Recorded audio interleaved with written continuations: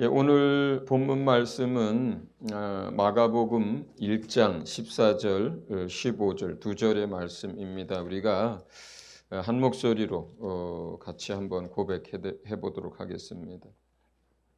자, 마가복음 1장 14, 15절을 또박또박 우리 한 목소리로 읽습니다. 시작.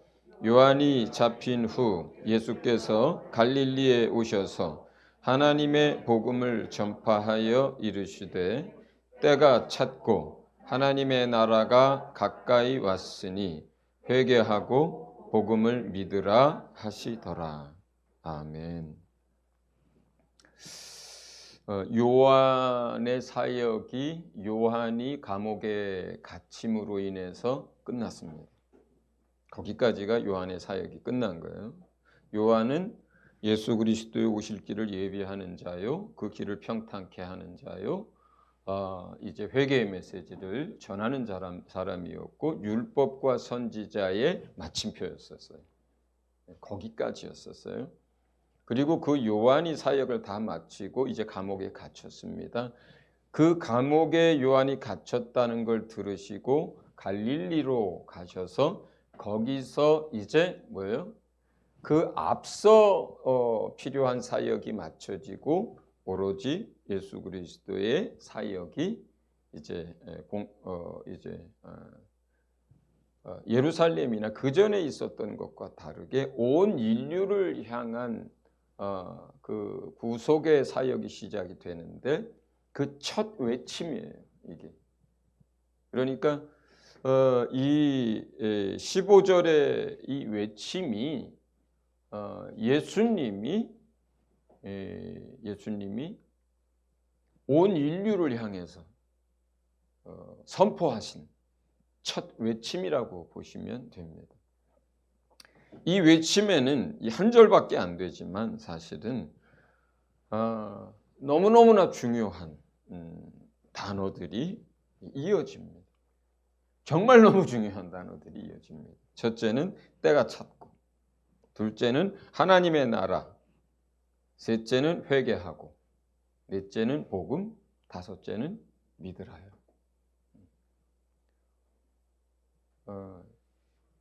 첫 외침이시고, 그리고 선포고, 그리고 모든 인류를 향한 것입니다. 때가 찼습니다. 하나님의 나라가 가까이 왔습니다. 회개해야만 합니다. 복음을 들어야 합니다. 그리고 믿어야 합니다. 이 다섯 가지 단어. 오늘은 그 다섯 가지 단어를 여러분에게 이제 설명하려고 하는 것입니다. 때가 찼다라고 하는 표현이 있습니다. 이 때가 찼다라고 하는 이 표현은 하나님의 섭리 안에서, 하나님의 계획 안에서, 하나님이 정한 스케줄 안에서 어떤 때를 의미하는 거예요. 그 때가 찼다라고 하는 이 말을 가장 잘 설명하는 신약의 다른 본문 구절은 히브리서 1장 1절과 2절입니다. 같이 한번 볼까요? 자, 같이 한번 읽어봅니다. 시작. 옛적의 선지자들을 통하여 여러 부분과 여러 모양으로 우리 조상들에게 말씀하신 하나님이 이 모든 날 마지막에는 아들을 통하여 우리에게 말씀하셨으니 이 아들을 만유의 상속자로 세우시고 또 그로 말미암아 모든 세계를 지으셨느니라. 아멘. 인류의 구속을 위한, 그러니까 구속이라고 하는 것은 돈을 주고 그 사람을 사서 구해내는 걸 구속이라 그래요. 근데 인류가 범죄하고 그 범죄한 인류가 멸망하게 생겼는데 그들을 구원해서 하나님의 나라로 이끄시는, 이걸 우리가 이제 보통 구속사라고 부른단 말이에요. 그런데 이 죄에서 구원하는 그 일이 언제부터 계획됐고 언제부터 시작됐을까요, 여러분? 성경을 그냥 이렇게 좀 단순하게 읽어가고 그 다음에 많은 신학 기독교나 또 많은 목회자들이 이야기하는 것처럼 교회와 신학은 구속사라고 하는 것에 많은 것들이 이렇게 초점이 맞춰져 있어요.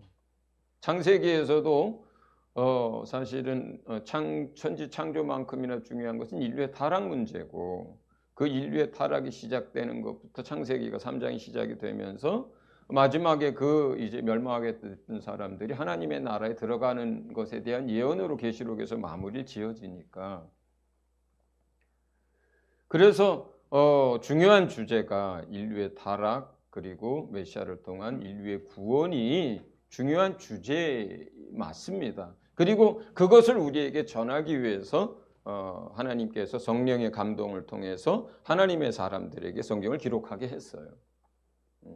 그러나 성경 이곳 저곳에 많은 곳에 그 구속사 훨씬 이전부터의 하나님의 생각과 계획들, 그리고 하나님의 나라, 그 영원한 나라에 대한 비밀들이 성경 이곳 저곳에 마치 밭에 감추인 보화처럼 그렇게 묻혀져 있습니다.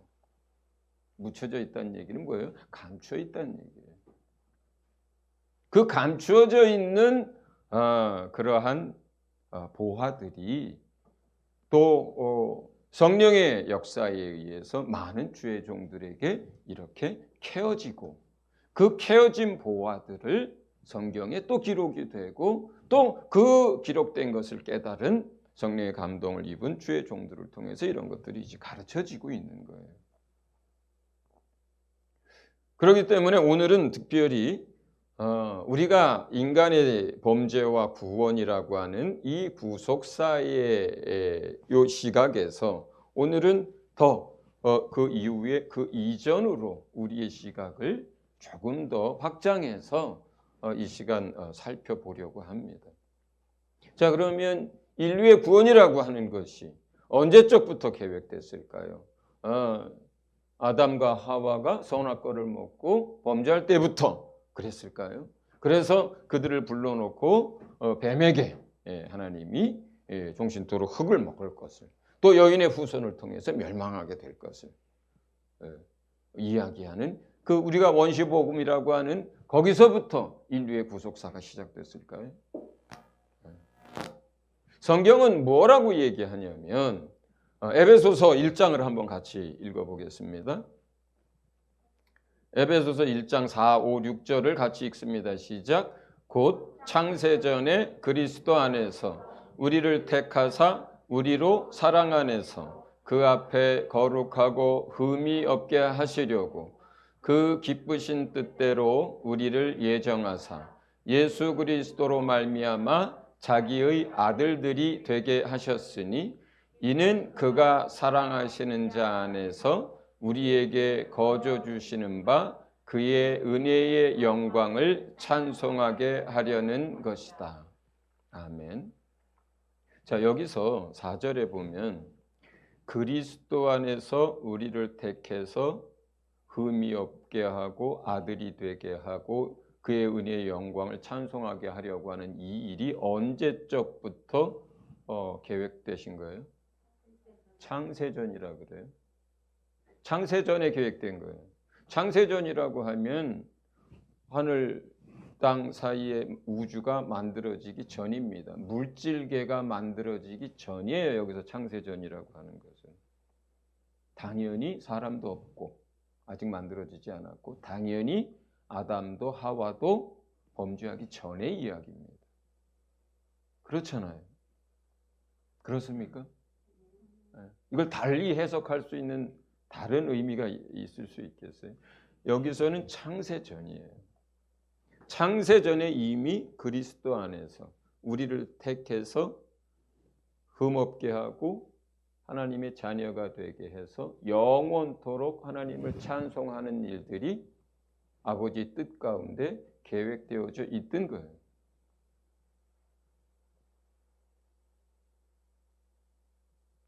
그러니까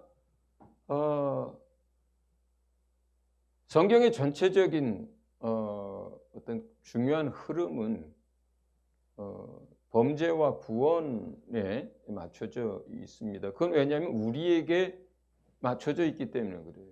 하나님의 모든 행하신 것과 뜻들을 다 기록한 책이 성경이 아니라 이 성경의 말씀을 통해서 우리의 범죄의 사실과 하나님의 창조주 되심과 그 구원을 위한 그리스도를 보내주시는 것과 우리가 그 그리스도로 말미암아 죄 사함을 받고 하나님 나라에 들어가게 될 것. 그러니까 우리에게 그 소식을 또 하나님이 행하시는 걸 알려주기 위해서 기록된 것이 성경이지, 성경 안에 하나님의 영원 전부터 하나님이 행하시는 모든 것들을 담은 게 성경이 아니라는 거예요.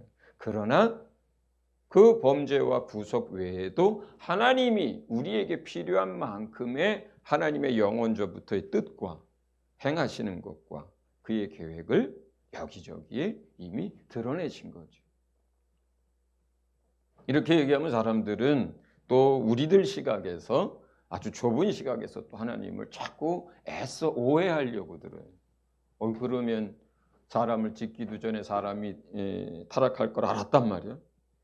그러면 좀 막으시든지. 그리고 또 한 가지 왜? 내가 영원전부터 내가 태어나기도 전에 내가 구원받을 것들이 예정되고 정해졌었단 말이야. 그러면은 애써 뭘 할 필요가 없는 거네. 우리의 마음과 우리의 생각과 우리 의지의 선택이 필요 없는 거네. 뭐 작정하셨으면 그냥 다 알아서 구원하시겠지. 복음은 전해서 못해. 이렇게도 오해를 하고. 얘기가 조금 길어지고 약간 뭐 오늘의 중요한 주제는 아닙니다만 하나님이 영원전부터 계획하신 그 계획이 무엇인가를 우리가 명확하게 알아야 합니다. 첫째가. 자주 말씀드렸던 것처럼 하나님이 계획하시는 그 마지막 그분의 완성된 그것은 뭐냐면 하나님의 나라와 예수 그리스도 그리고 그 안에 있는 하나님의 자녀들이에요. 이게 처음부터 이것을 목표로 해서 하나님이 계획을 세우고 물질 세계도 만들고 또 타락했지만 다시 구원하는 역사들이 계속되는 거거든요. 그 가운데 사람을 지으시는 거예요. 그러니까 하나님의 영원한 나라를 계획하시고 그것이 목적이고 그 영원한 나라를 그 아들에게 상속받게 하시고 그 아들 안에서 또한 당신의 형상과 모양으로 지은 사람들이 함께 그 나라에서 영원히 함께 하도록 하는 것. 이게 최종 목적이에요. 이것 자체가. 그리고 이것을 위해서 물질계를 만들고 물질계를 만들기 이전에 하나님의 종으로 천사들도 만들고 물질계를 만드는데 그 가운데 다 만들다가 맨 마지막에 사람을 만드는데 그래서 하나님의 형상과 모양대로 만든 거예요. 왜냐하면 자녀를 삼을 것이기 때문에. 돼지가 새끼를 낳으면 돼지를 낳는다 그랬잖아요. 소가 새끼를 낳으면 소를 낳는다고 했잖아요. 하나님이 만물 가운데 다 각각 자기의 형상과 모양을 따라 만드는데 유독 사람만 당신의 형상과 모양으로 만든 이유가 뭐겠어요? 여기에 있는 것처럼 영원전부터 우리를 그리스도 안에서 자녀 삼으시려고 했던 이유 때문에 당신의 형상과 모양으로 만드는 거예요. 처음부터. 그리고 하나님이 예를 들어서 사람들이 타락할 걸 그럼 알았느냐, 알고도 만들었느냐, 그럼 방관하셨느냐 이런 이제 생각들도 사람들은 합니다. 거기에서 가장 중요한 포인트는 뭐냐면 사람을 당신의 형상과 모양으로 만들 때 하나님이 자유의지를 가지고 계신 인격의 하나님이신 것처럼 우리를 똑같이 그렇게 만들었다는 거예요. 자유의지를 가진 인격체로 만들었다는 거예요. 만약에 우리를 자유의지를 가진 인격체가 아니라 로봇으로 만들어서 프로그래밍 된 대로만 움직이게 했다면 인간은 범죄하지 않죠. NO라고 하는 그것을 삭제해버리고 다 yes 이렇게 해놓으면 되는 거니까 기계처럼 만들 수도 있는 거죠. 그러나 하나님은 자기의 형상과 모양으로 만들었습니다. 왜? 하나님의 진짜 자녀를 얻기 위해서 그런 거예요. 하나님이 자기 자녀를 얻기 위한 것인데 자기 자녀를 로봇처럼 만들어 놓으면 그게 자녀입니까? 그냥 기계지. 그렇기 때문에 하나님이 처음부터 자기가 자유의지를 가진 인격이듯이 사람을 자기의 모습대로 형상대로 만들면서 인격을 가진 그리고 자유의지를 가진 존재로 만듭니다. 그러면 자유의지라고 하는 것은 어떻습니까? 내가 예스도 할 수 있고 노도 할 수 있는 게 자유의지잖아요. 하나님이 범죄할 걸 알고서도 만들었다는 개념이 아닙니다. 또는 하나님이 인간이 범죄하는 그 순간에 방관하셨다는 개념도 아니에요. 거기에 가장 중요한 건 뭐냐면 하나님과 같이 우리를 자유의지를 가진 인격체로 만들었다라고 하는 것이 가장 중요한 포인트예요. 그렇다면 어떻게 되겠어요? 그 자유의지를 가진 인간이 많은 시간 에덴 동산에서 하나님의 말씀을 따라 살 수도 있지만 그러나 또 뭐예요? 그 자유의지를 가지고 하나님의 말씀을 불순종할 수도 있다는 것. 이거는 처음부터 인간을 자유의지의 인격체로 만들 때부터 열어놓은 그럴 수 있다는 것을 충분히 알고 계셨던 하나님이시고 그리고 그렇게 된 거예요. 그렇기 때문에 인간의 범죄는 인간의 자유의지와 그들의 마음과 중심에 의한 범죄이지 물론 거기에는 원수가 마귀가 역사를 했고요. 그러한 의미고 두 번째 여기서 그러면 영원 전부터 변화영, 조영덕 태어나기도 전에 그 이름까지도 이렇게 해서 이렇게 찍어놓고 그리고 그 사람이 어땠든 간에 구원하신다는 의미가 아닌 거예요. 이걸 그렇게 받아들일 때 굉장한 오류가 생깁니다. 여기에서의 예정은 뭐냐면 제가 구원을 받았습니다. 우리 변호영 집사가 구원을 받았습니다. 하나님 자녀가 됐어요. 우리 전도사님 구원을 받아서 하나님의 자녀가 됐어요. 이러한 일이 너희들이 이렇게 그리스도 안에서 구원함을 얻어서 자녀가 되는 이게 예정됐다는 뜻이에요. 이게 예정됐다는 뜻이에요. 때로는 어떤 사람이 잉태되기도 전에 하나님의 종으로 부름을 받기도 하고 때로는 그가 태중에서 이제 형질이 이루어지고 사람이 만들어질 때 이미 그를 택하시는 일들도 있습니다. 그러나 그것은 하나님이 당신의 역사와 당신의 뜻을 이루어가는 특별한 은총이고 특별한 당신의 섭리 안에서 이루어지는 것이고 여기에서의 예정은 뭐냐면 수억의 사람들이 구원을 받았는데 거기 이름 하나하나 그 인격체 하나하나에 대한 창세 전부터의 예정이 아니라 그리스도 안에서 이렇게 우리들이 또 많은 사람들이 구원을 얻어서 자녀가 되는 이 섭리, 이것이 계획됐다는 뜻이에요. 왜냐하면 인간이 자유의지로 지음을 받아서 결국은 그 자유의지로 타락할 수 있다는 것을 주님이 알고 계셨기 때문에 그러면 그때에 어떻게 돼요? 메시아를 통해서 다시 그들을 구원해서 본래 하나님이 영원 전부터 계획하셨던 그 하나님의 나라, 하나님의 자녀들, 그 영원한 예수 그리스도 하나님의 통치 이것을 계획하셨던 그 뜻들을 그 목적들을 이루어질 것이기 때문에 그 안에서 인간이 타락할 수 있다는 것도 또 그 안에서 그 아들을 보내서 다시 구원할 것에 대한 것들도 그러한 것들이 예정됐다는 뜻이에요. 계획됐다는 뜻이에요. 이해하셨습니까?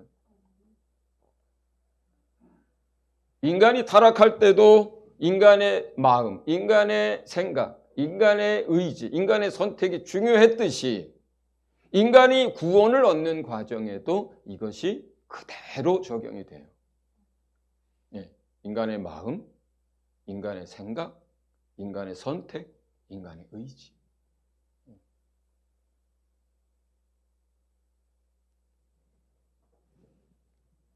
우리가 끝에 이제 믿음으로 이런 표현이 있어요. 오늘 이제 그 한 문장 속에 믿음으로 구원을 얻는다. 우리가 갈라디아서나 이런 데를 바라보면 어때요? 행위로 인간이 구원을 얻을 수 없다는 이야기들을 계속 강조하지요. 로마서에서 어떤 구원의 과정들을 설명할 때도 역시 마찬가지입니다. 행위로 구원을 얻을 수 없다는 이야기를 강조합니다. 왜냐하면 모든 인류가 죄를 범죄했고 그 죄의 종이 되고 죄를 범죄한 사람마다 또 악한 원수가 그들을 잡고 역살하고 있고 또 그 안에 육체 안에 죄성이라고 하는 죄의 본성이라는 게 있어서 우리가 마음으로 아무리 원해도 우리가 죄에서 벗어날 수 없다는 것. 행위로 하나님의 의를 충족시킬 수 없다는 것. 스스로 죄의 문제를 해결할 수 없다는 것. 그 어떤 선한 행동으로도 죄를 갚을 수 없다는 것. 어떤 공적을 많이 쌓고 행위를 많이 온전하게 한다고 해도 그 죄 싹을 갚을 수 없다는 것. 그게 로마서에서 구원의 이제 도회와 관련돼서 또 갈라디아서에서 행위와 이제 그 믿음에 대해서 누누이 성경은 설명하고 있습니다. 율법이라고 하는 것이 행위에 관한 법이에요. 율법은 우리가 마음으로 아무리 상대방을 죽이려고 하고 미워한다고 해도 행위가 드러나지 않으면, 행위로 행해지지 않으면 그건 죄가 되지 않잖아요. 그렇죠? 마음과 생각의 문제가 아니라 율법이라고 하는 것은 직접적으로 살인을 해야 죄가 되는 것이고 도둑질을 해야 죄가 되는 것이고 간음을 해야 죄가 되는 거예요. 그렇잖아요. 그렇잖아요.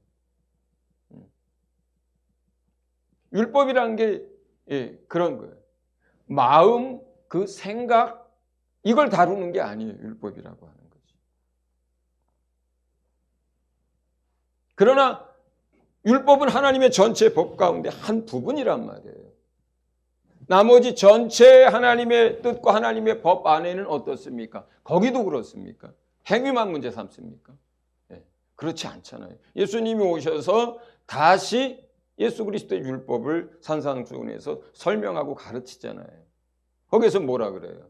모세는 우리가 살인을 해야 행동으로 살인이 성립된다고 하지만 미워하는 마음만 가져도 살인한 것. 율법은 간음을 해야 간음이 성립되지만 나는 너희에게 이르노니 너희가 마음에 음욕만 품어도 간음한 것이다. 이렇게 가르치잖아요. 모세의 율법과 예수 그리스도의 말씀이 상반되는 거예요? 상치되는 거예요? 둘 사이에 모순이 있습니까? 그게 아니고 전체 하나님의 뜻과 하나님의 말씀, 하나님의 법 안에서 그 한 부분인 행위에 대한 것만 먼저 모세를 통해서 이스라엘 백성에게 가르쳐 줬던 거예요. 그러니까 하나님의 법 안에는 뭐예요? 행위도 문제고 마음도 문제인 거죠. 생각도 문제인 거예요. 전체 하나님의 법은. 그 가운데 자 그럼 마음과 생각과까지도 전부 다 죄가 된다 그러면은 이스라엘 백성이 네 신의 산 앞에서 우리 그렇게 할게요. 우리 같이 계약 관계로 해서 우리 하나님의 백성이 되겠습니다. 이렇게 말할 수가 있어요, 없어요? 말할 수가 없죠. 만약에 모세를 통해서 너희가 마음으로 음욕만 품어도 마음으로 또 도둑질만 생각해도 탐심만 가져도 마음으로 미워만 해도 너희 살인한 거야. 도둑질한 거야. 간음한 거야. 이 모든 걸 다 지켜. 그러면 내가 너희 하나님이 되고 복 줄게. 이렇게 만약에 모세를 통해서 본래 하나님의 법을 설명했다면 그리고 그걸 가지고 계약을 맺자고 했다면 이스라엘 백성이 그걸 어떻게 계약을 맺어요?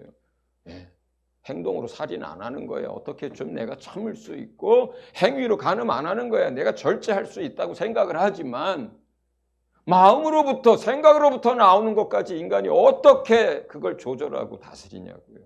안 되는 거잖아요. 안 되는 거죠.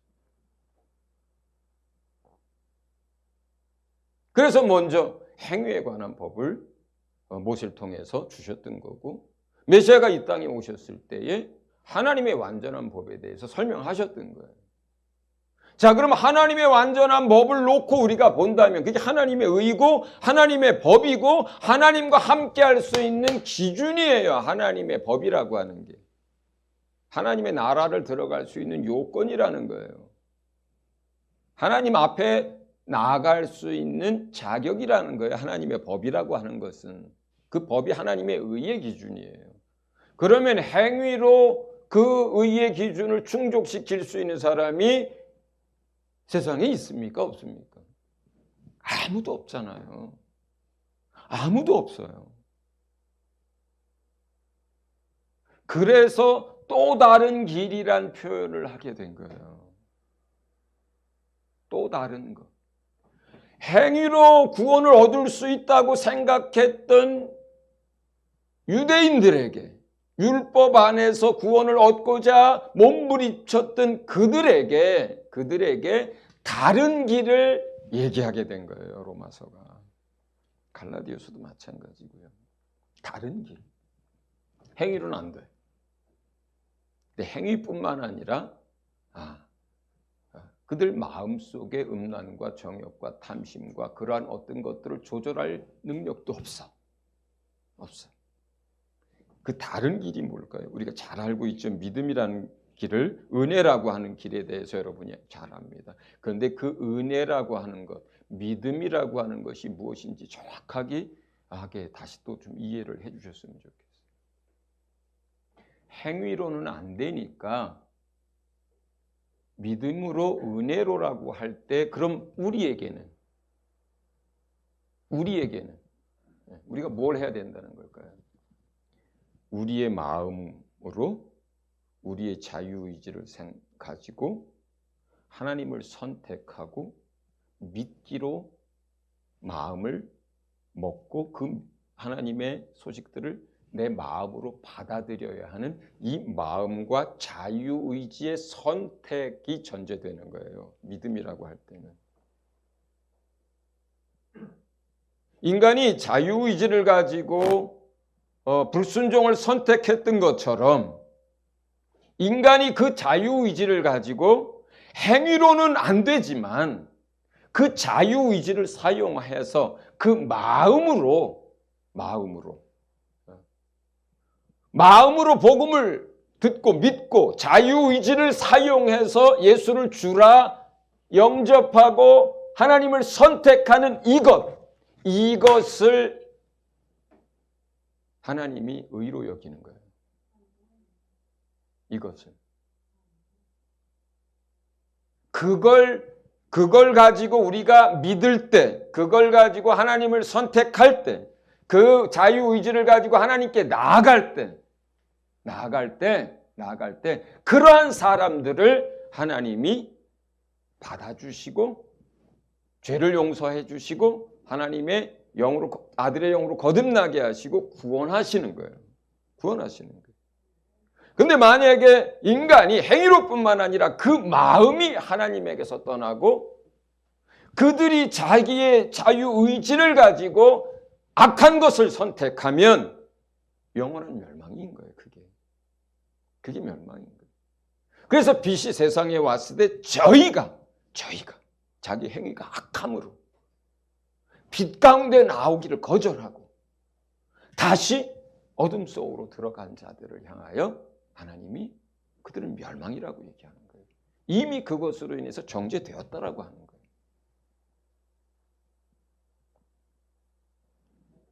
그렇기 때문에 여기서 믿음으로 맨 마지막 구절 믿으라 할 때 그 믿음이라고 하는 것은 우리가 복음을 듣고 우리 마음으로 그 복음을 믿는 거예요. 첫 번째가 마음으로, 내 마음이. 그리고 예수님을 주님으로 내가 내 의지로 받아들이는 거예요. 그게 로마서 10장에서 우리가 보통 복음을 전하고 영접기도 시킬 때 그 내용이에요. 네. 예수 그리스도께서 죄인을 위해서 죽으시고 하나님의 능력으로 인해서 다시 살아나신 것을 내 마음으로 믿고 예수를 주라고 너의 입술로 시인하면 하나님의 자녀가 된다라고 하는 그 로마서 10장의 그 이야기 마음으로 믿고 복음에 대한 거죠. 그 다음에 예수를 주라 시인하고 입술로 내 행위로 고백하는 거예요. 그건 자유의지에 맡겨진 거예요. 행위로는 할 수 없어요. 행위로는 그 어떤 것으로도 하나님의 구원을 그 요건을 충족시킬 수가 없어요.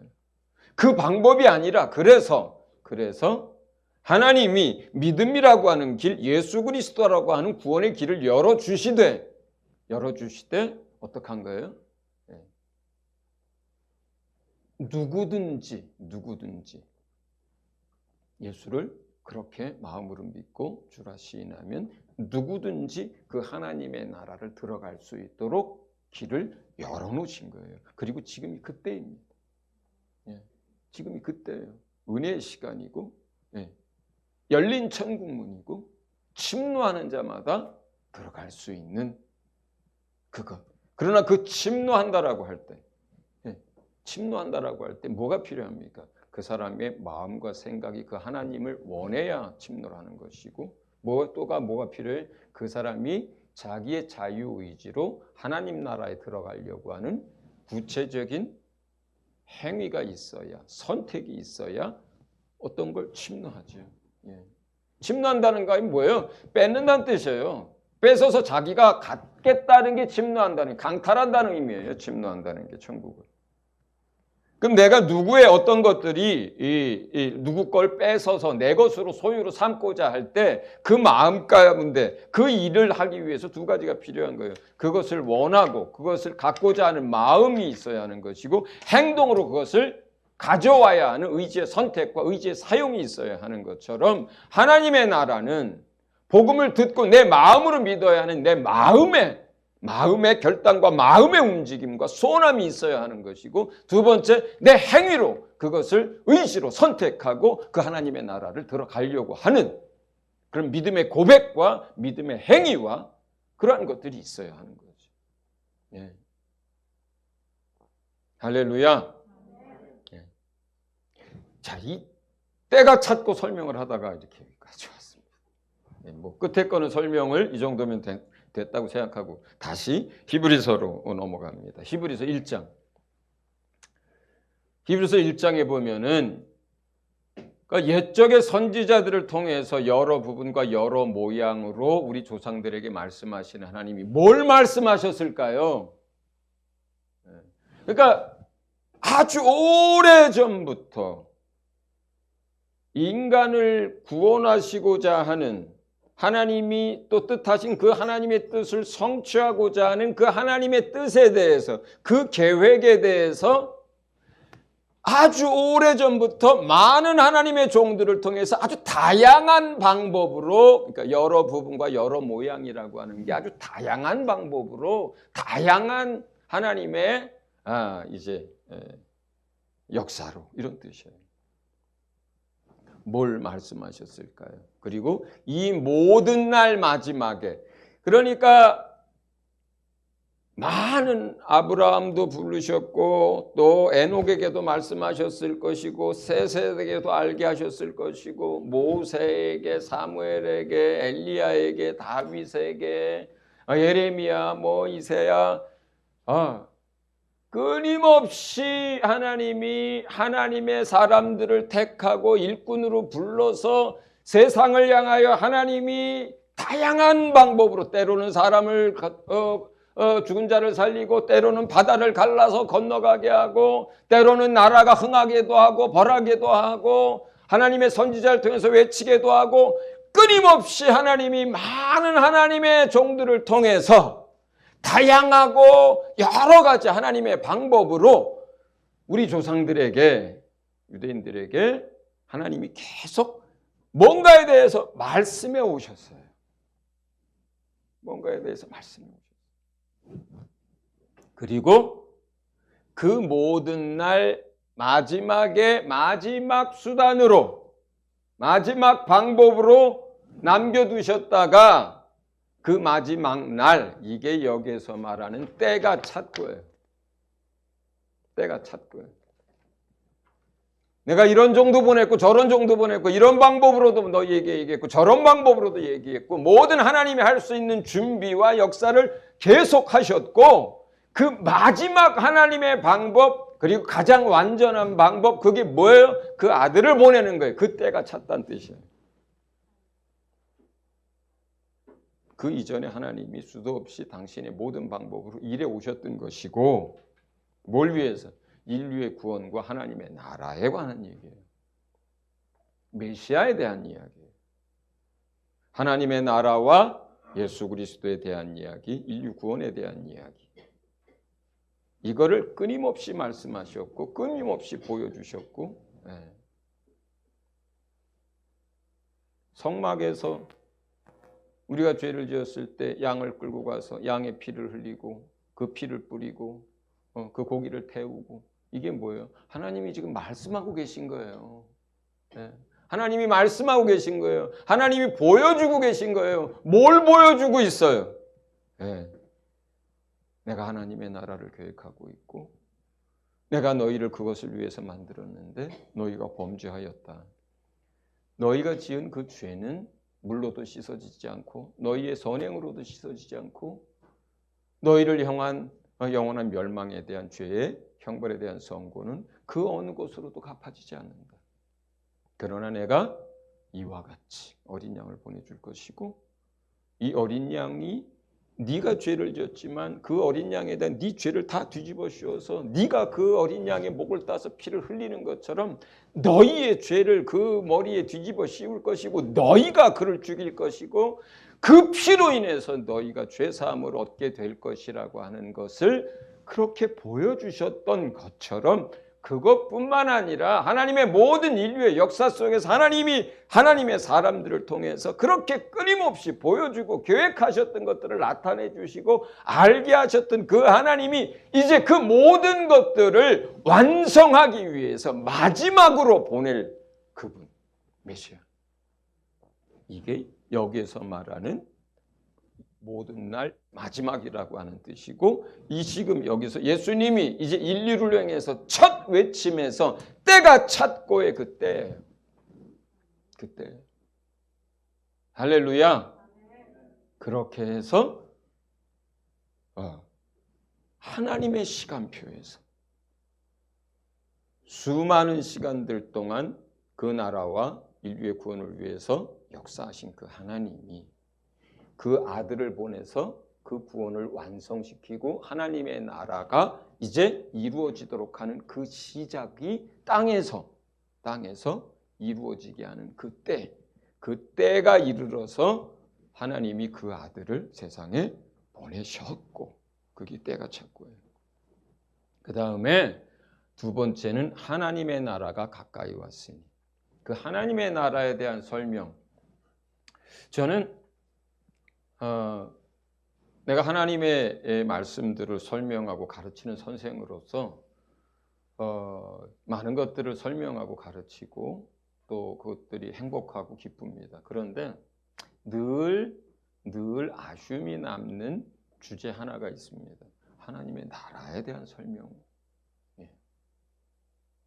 그 하나님의 나라에 대한 설명을 예수께서 가르치신 본문과 내가 또 살면서 깨닫고 알게 된 것들과 또 사도들을 통해서 기록된 말씀들을 다 그 구절구절을 다 가져다가 그것이 무슨 뜻이라고 설명을 해도 늘 부족하고 늘 아쉽고 늘 너무나 작은 것만 내가 알고 있고 설명한다라고 생각하는 그 주제가 이 하나님의 나라에 대한 주제예요. 항상 그렇습니다.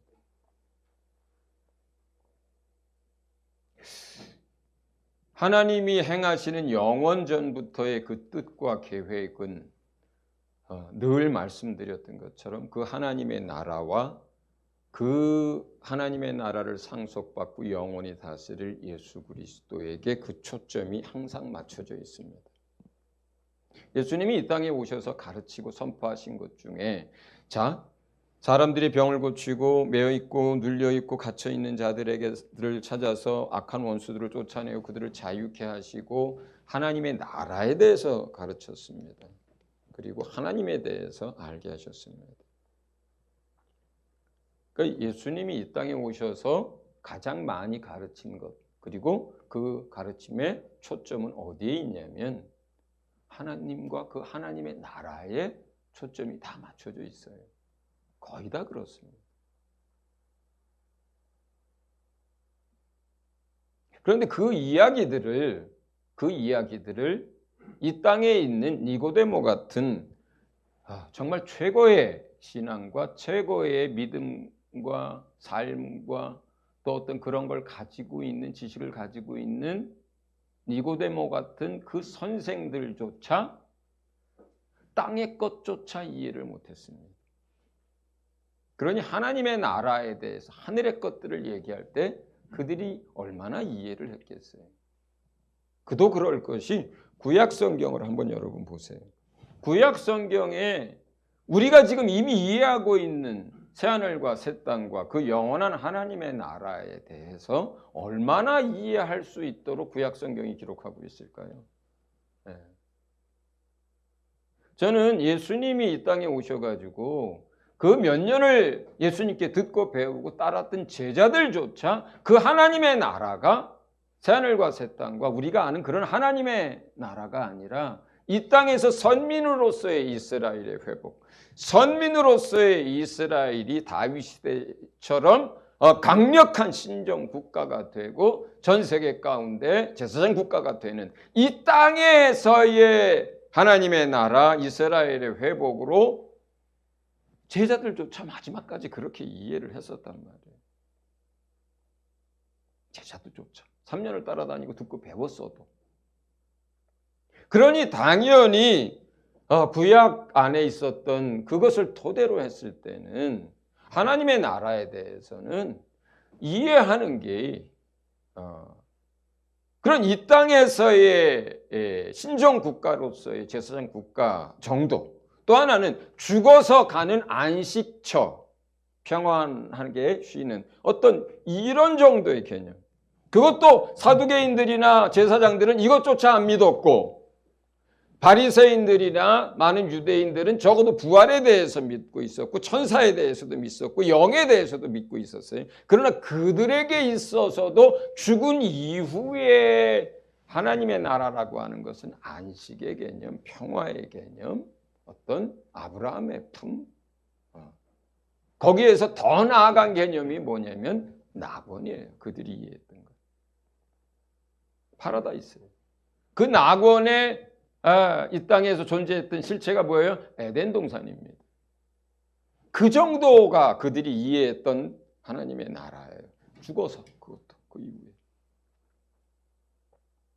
실제로 하나님의 나라에 대해서 그 놀라운 것들이 드러나기 시작한 건 그 아들이 오셔서 예수님이 이 땅에 오셔서 가르치기 시작하면서부터 그 하나님의 나라의 실체와 그 숨겨졌던 것들과 그 보화들이 다양한 비유와 방법으로 그 하나님의 나라가 계속 선포되고 가르쳐지고 했던 거예요, 사실은.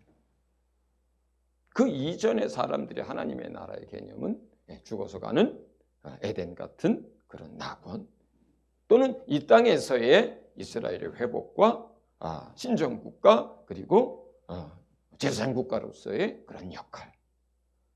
이 정도가 다였어요. 이 정도. 그러나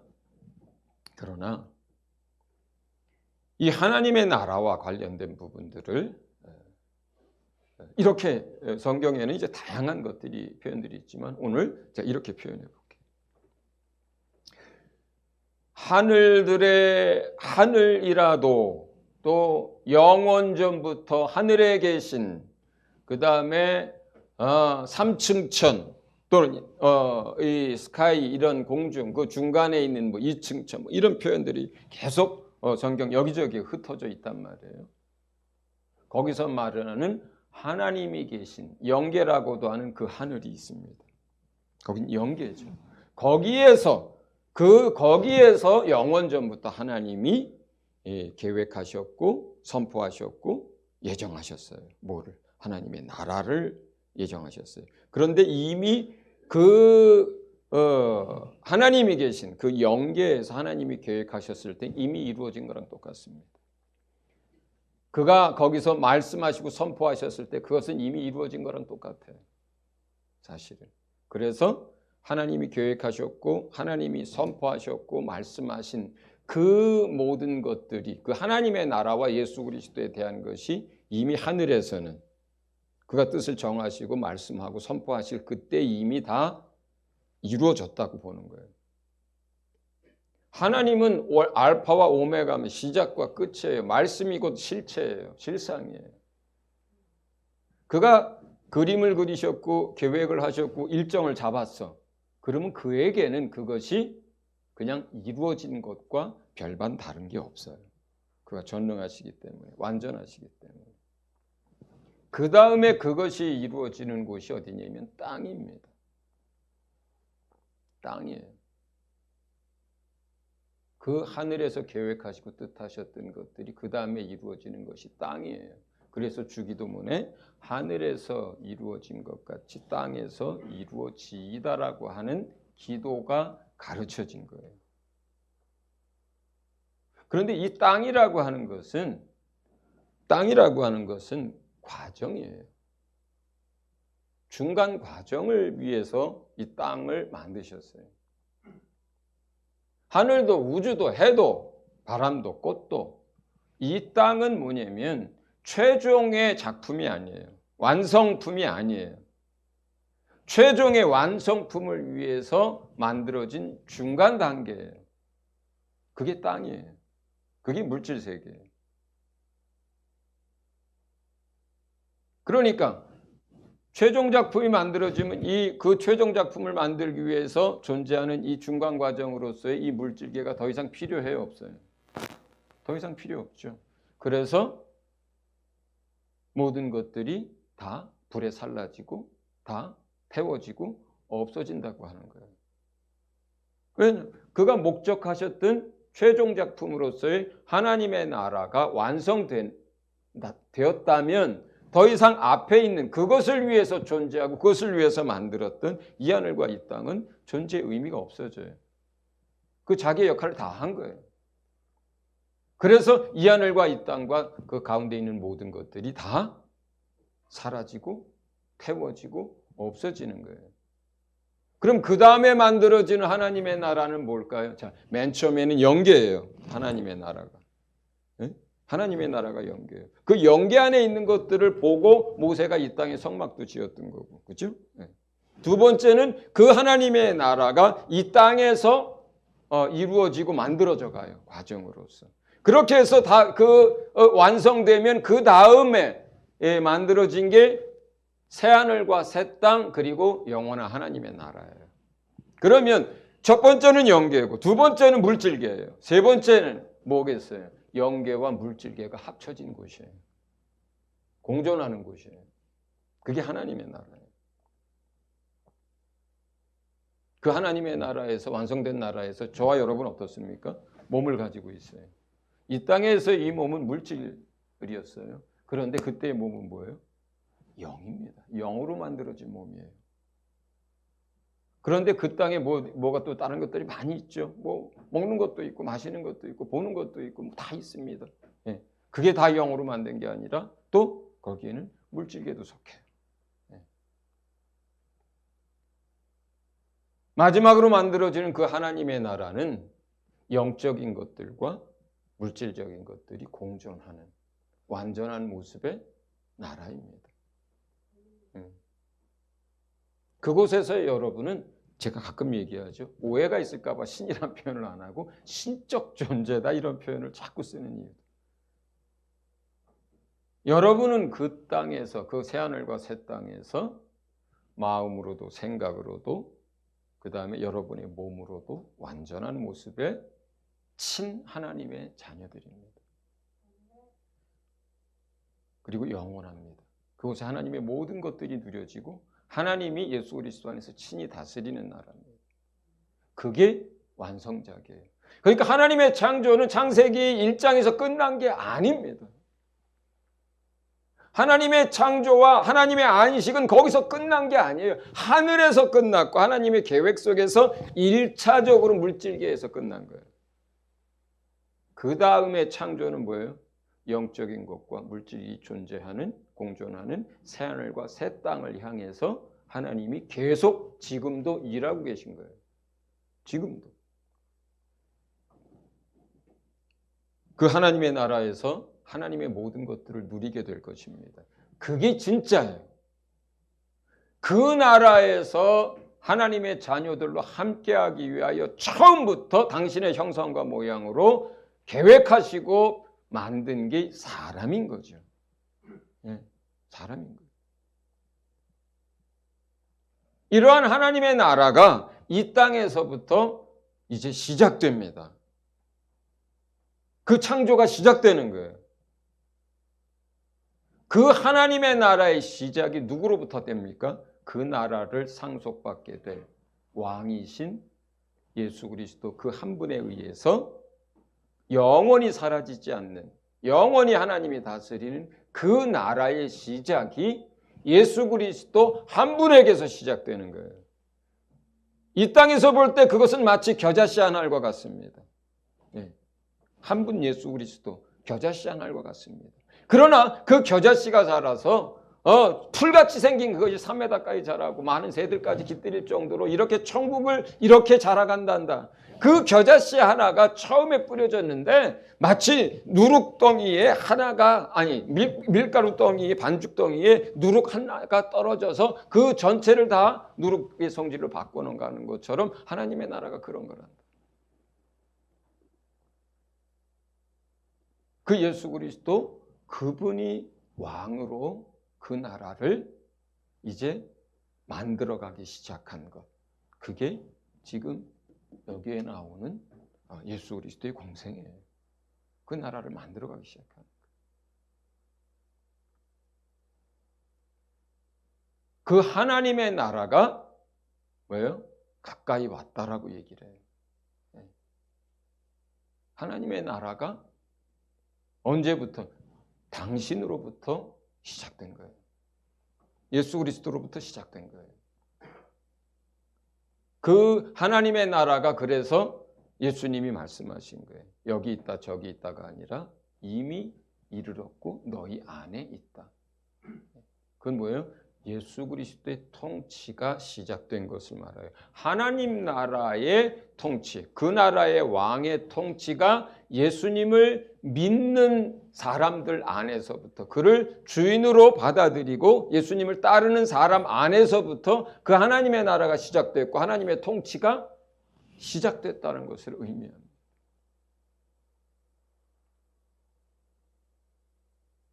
그리고 오늘 예수님은 세 번째 이야기를 합니다.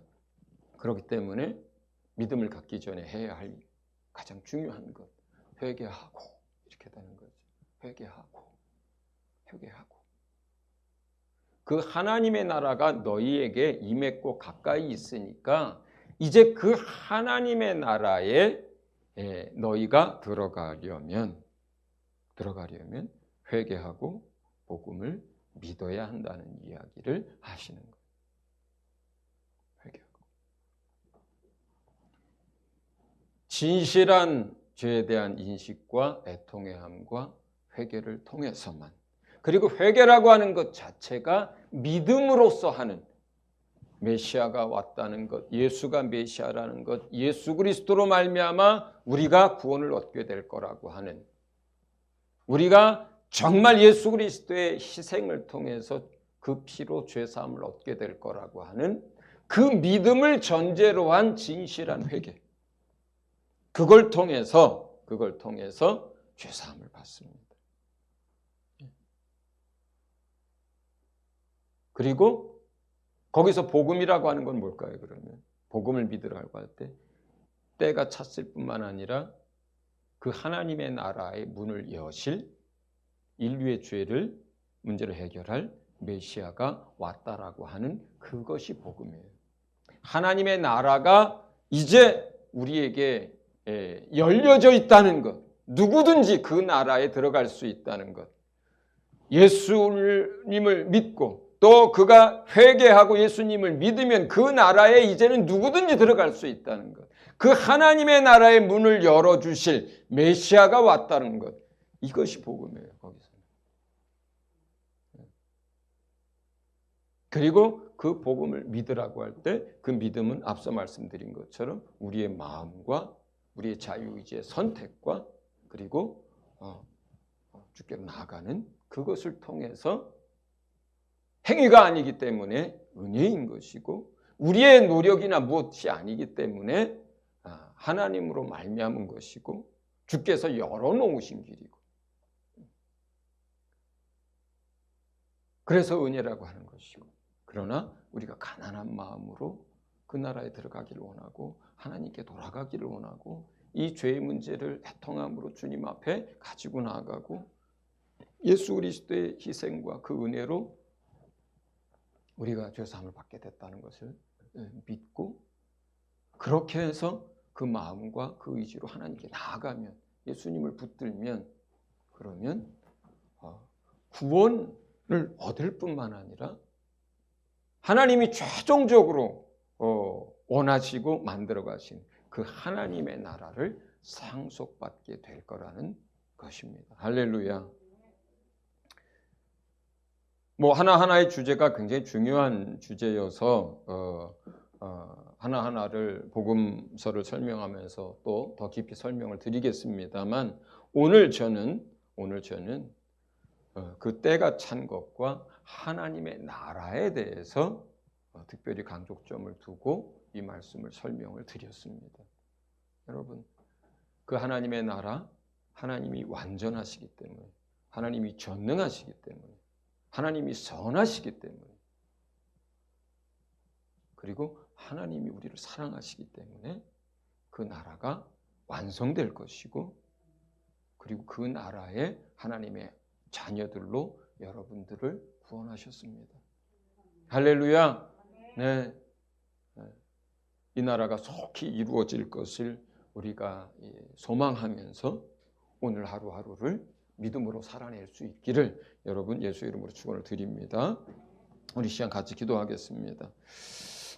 우리가 하나님 나라의 백성이 됐습니다만 더 하나님의 나라에 대해서 많은 이해와 그리고 그 이 땅에서부터 누리는 그러한 은혜가 우리 모두에게 있도록 기도해 주시고 또 이미 우리가 그런 하나님의 뜻들이 이루어져서 하나님의 자녀가 되었습니다. 그러나 아직 정말 멸망 가운데 있는 많은 사람들이 있습니다. 힌두권의 무슬림 가운데 또 공산주의 사회주의에 속한 사람들 가운데 또 정말로 세상의 것들로 배부른 사람들 가운데 정말로 그 한 사람 한 사람이 그들의 마음을 돌이키고 회개하고 또 주님께 돌아오게 하는 그 일에 우리를 써달라고 이제 아들로서 자녀로서 그 하나님의 나라를 만들어가는 일에 예수님과 함께 이제 쓰임받게 해달라고 이 시간 간절히 주님 앞에 기도하며 나가도록 하겠습니다. 기도합니다.